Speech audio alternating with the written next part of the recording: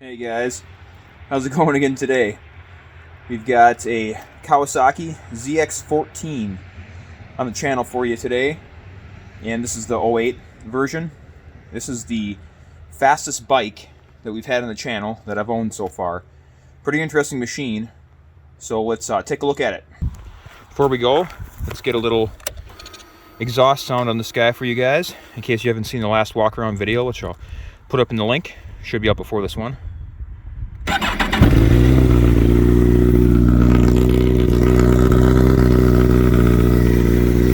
Very free revving motor.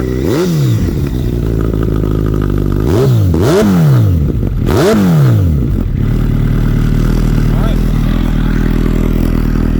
Let's get out there, guys. See you on the road.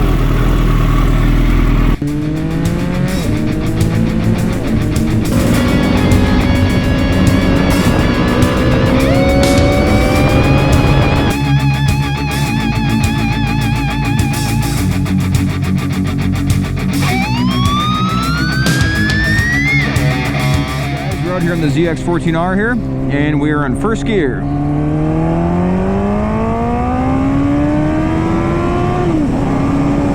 Whoa, man. That is absolutely ridiculous. Alright, so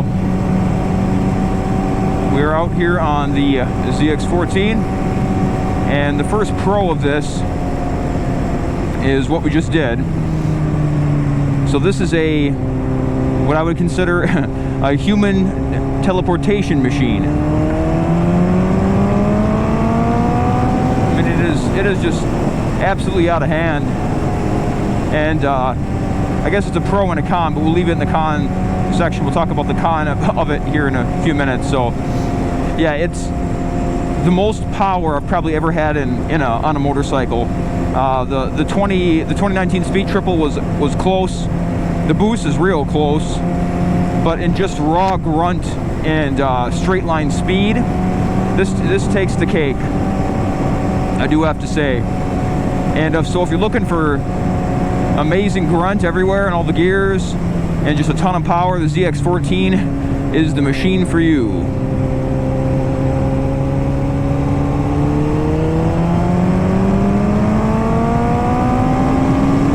Oh man, we gotta stop. We gotta stop. We gotta chill out. Alright, so the second pro I will demonstrate after this corner.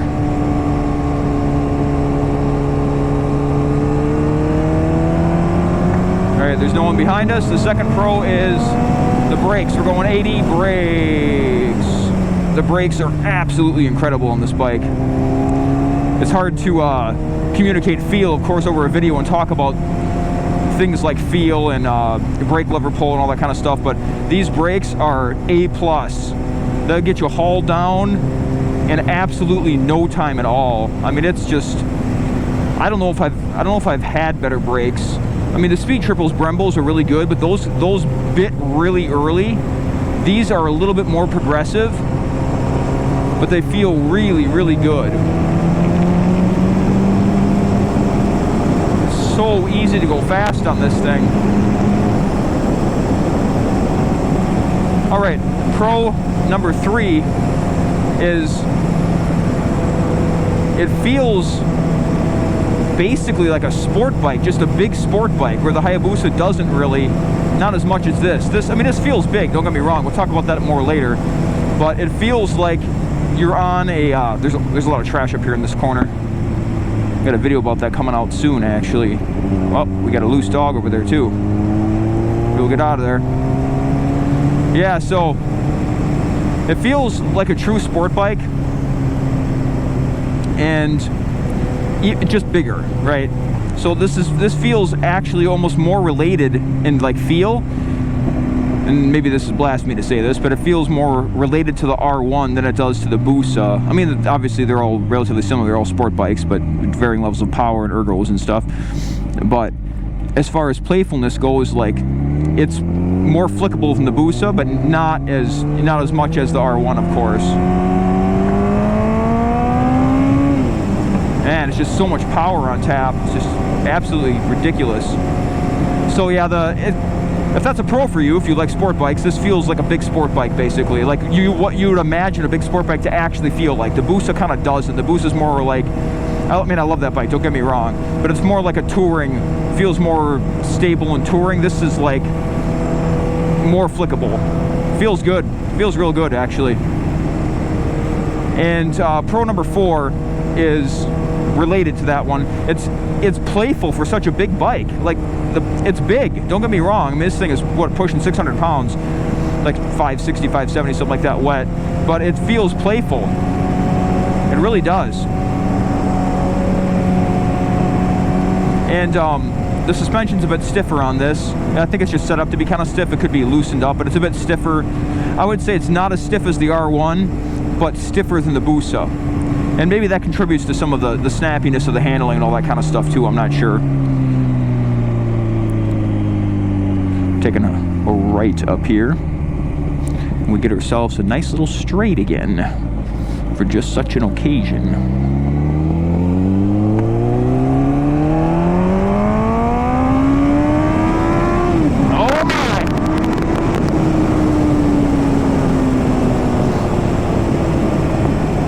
This thing is absolutely uncorked. Wild thing. All right. So yeah, well, it does feel playful. It still has, well, all that back there, right? That we just did. It is an absolute missile. An absolute street squid missile, this thing. All right, the 5th pro is the bars are up and back compared to a regular sport bike significantly, and they're even closer to you than they are on the Busa. So this is less aggressive than a Busa even. I did not need to be in first gear for this corner. And it does hold the road pretty well. It holds a line, I would say. It's more flickable, like the playful part that I was talking about, except taking corners in first gear. The throttle isn't real snatchy, but it's a little intimidating when you're leaned over and you got to be real careful on the throttle. So yeah, the 5th pro is that the bars are closer to you than a lot of other, well, high power machine sport bikes, that kind of stuff. These ones are, if you're looking for that, looking for a machine where the bars are close to you, this will give you that. And you're looking for a crap ton of power, right?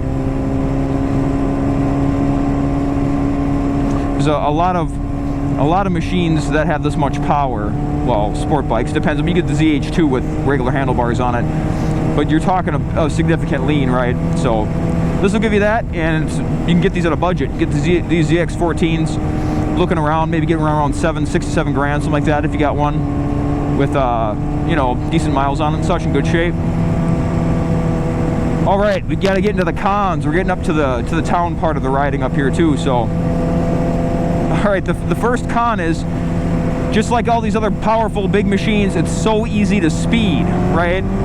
You're just, feels like nothing. Oh, we're doing fine right now. We're doing too much there, right? We're speeding already. So it's so easy to speed on this, and you don't even realize it. It's like you're always constantly looking behind you. What headlights are those? Is there one around? Like, it's always like begging to go fast with these big bikes. So that's one of the cons, I would say, unless that's what you're looking for, is it always tempts you with that throttle crank, right? Your throttle crank syndrome, and you get it bad on these big bikes. I would say this bike's actually worse than the Busa for throttle crank syndrome, because there's, like, I don't know, just the way the torque delivers, the way it is, it's just it delivers the torque like more quickly or something. It's probably the gearing difference too. The bike, since the other one is taller, was changed. The sprockets were changed on my Busa, but. And now with all these cars here, like, you got to be careful. You can't be ripping it and get pulled over, right? So, as the first con is the tendency to speed on these big machines, but that kind of goes for the Busa and the ZX14 and whatever, right? It's not just a specific ZX14 problem, it's a big bike problem. All right, we're coming up to the town up here, and we'll do a couple little tight turns here and such if we can, unless the traffic's too heavy this time of day. Well, let's see here. Is this guy going straight? No. It handles itself pretty well, but that's the second con here, is it does feel heavy at low speed. So I'm at low speed here, and we're gonna lean over, right? It's not bad, but you can feel the weight. Like you can, it's not like it's gonna like tip over or something like that. It does handle itself pretty well, and I would say this is actually not that top heavy for this big of a bike. It really isn't, but you can feel it, and the weight, especially when you're trying to move it around. I got cut that corner. What the heck was that? Anyway, okay, that's interesting. Maybe he's looking to the sun, didn't see me or something. I don't know. Anyway, you always got to be careful, stuff like that. You can't rely on other people to give you the space you need. You have to make sure you have the space you need, and brake like that, or slow down, or get over if you need to get yourself out of the way. So yeah, when you're moving this around your garage and such, you can really feel the weight of this bike, especially when even if you're standing next to it and trying to move around. It is a heavy machine, and when you're moving, it's not bad at all. Anything above, like, 30 here or something, it's totally fine. But when you start getting like really tight corners, or pushing it around, you can definitely tell. So that's the next con there. And the third con is the ergos. For me personally, this is a personal thing for me. You may have a completely different experience, and a lot of guys absolutely love these bikes for long distance. But for me, I found that, well, I'm about 5'10", 90, 180, 88 pounds, 32-inch inseam. For me, at least the way that I ride it, maybe it's rider error, but it just hits me in the wrong spot. So like the seat is kind of stiff on this, which is fine. I mean, it's not terrible, but the seat is stiffer than the Busa, and it hits me right in like the hips, like right in my right hip especially. It just hits me in the wrong spot as it comes back. And man, like the first time I rode this for like an hour and a half or something, oh man, when I got off, I was like, I'm glad to be off this machine. And it's just, maybe I was riding incorrectly, maybe it was just a newer bike to me. It is hard to say, you guys, but it's just, it's one of those things where it's hard to describe once again. But maybe some of you guys can leave a comment if you've ridden one of these before, and if it maybe hit you goofy, like the ergos kind of feel goofy to you or something for some reason. Let me know. Maybe I'm not alone in that. And otherwise, I mean, don't get me wrong, this is an excellent motorcycle, and it's incredibly powerful. Just for me personally, it kind of hits me in just a weird spot with the ergos. And the boost is actually more comfortable for me, even though the bars are lower. Very strange. Not that this is extremely uncomfortable, but if I was going to do really long distance on it, I think I might struggle with where the seat hits me specifically, which is, I know, a strange complaint. I've never really had that happen before, as far as like getting hit like in the hips. But that's the big con for me on this, is the way the seat and like the ergos hit me when I'm riding. Maybe I'd grow to get used to it. I could. It's totally possible. The more I ride it, I may just develop the specific muscles for this bike, or just kind of grow into it. That's completely possible too.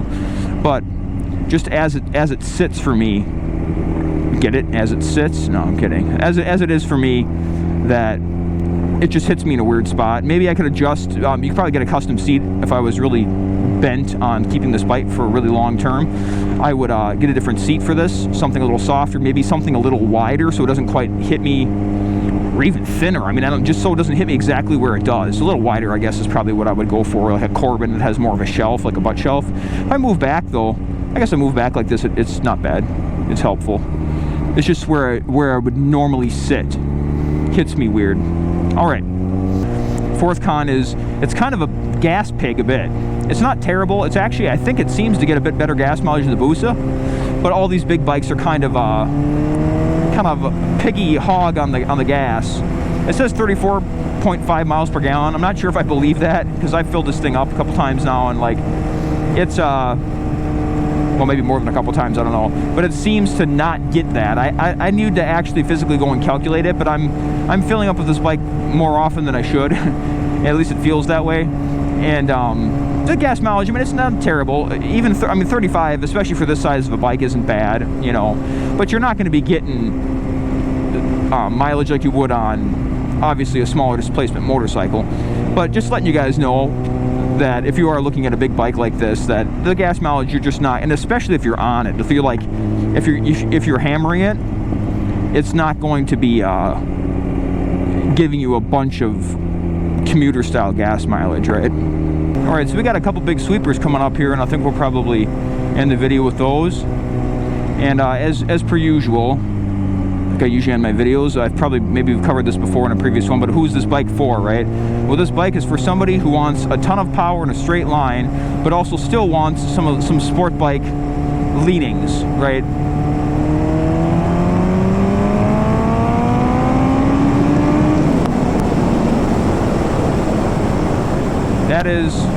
That is a lot, you guys. That is a lot.